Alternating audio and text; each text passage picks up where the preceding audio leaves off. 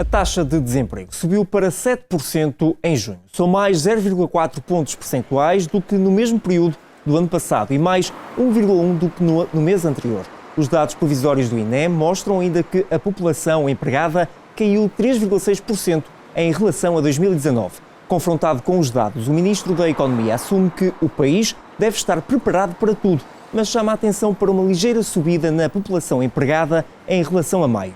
Cisa Vieira admite ainda que os apoios a empresas e trabalhadores têm de ser ambiciosos e que, por outro lado, é preciso começar a preparar o relançamento da atividade económica. O INE estima que a pandemia tenha destruído mais de 180 mil postos de trabalho.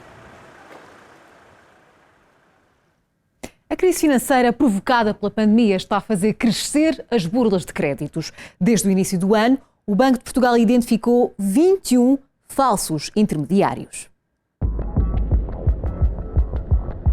Em anúncios da internet ou mesmo nas páginas de jornal, serviços que prometem créditos pessoais de forma rápida e fácil a quem já se encontra numa situação financeira de risco.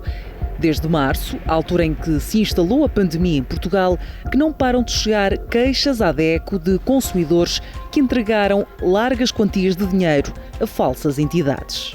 Efetivamente tem aumentado o número de casos, ou seja, com esta situação da pandemia existe uma maior dificuldade do consumidor dar cumprimento aos seus contratos de crédito e então procuram soluções rápidas. São consumidores que já têm incumprimentos demasiado alargados, em que a banca já não lhes concede crédito porque são consumidores com incidente no Banco de Portugal, não é? Consumidores de risco, em que a taxa de esforço já é demasiado elevada. O desespero e a fragilidade económica das famílias têm sido aproveitados pelos burlões do crédito. Inicialmente, para abrir o processo, os alegados financiadores começam por pedir, por exemplo, 75 euros.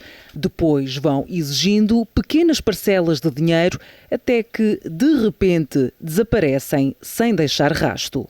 Nós temos aqui um caso de uma consumidora que chegou a dar 2.000 euros. Foi uma situação excepcional, foi a única com um valor demasiado elevado, mas efetivamente o consumidor acaba por dar porque acha que vai resolver a situação. No ano passado, o Banco de Portugal identificou 9 empresas ou entidades unipessoais que não estão autorizadas a conceder crédito ou renegociar dívidas em território nacional.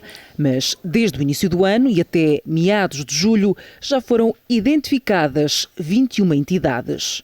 Se, de facto, essas empresas não estão registadas no Banco de Portugal, é de desconfiar e não avançar com o processo, porque para além do dinheiro que estão a dar a essas empresas, também estão a facultar dados sigilosos, nomeadamente o nome, a morada, o contacto telefónico.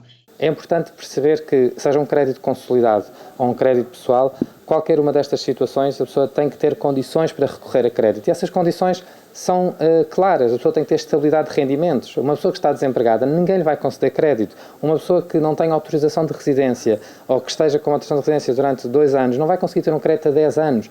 João Raposo lidera uma empresa que faz a intermediação de crédito e deixa um alerta aos consumidores. Existe apoio jurídico para renegociar dívidas, existe um decreto-lei que é o PAR e PERSE, assim uma palavra estranha, mas que é o Plano de Ação para o Risco de Incumprimento e que ajuda a regularizar também situações de incumprimento. Através destes decretos-leis, os clientes podem e devem recorrer às entidades financeiras para renegociar as suas dívidas. Não é resolver o problema dos desesperos recorrendo a mais crédito. Se eu tenho fragilidades, então não é o crédito que me vai resolver a situação.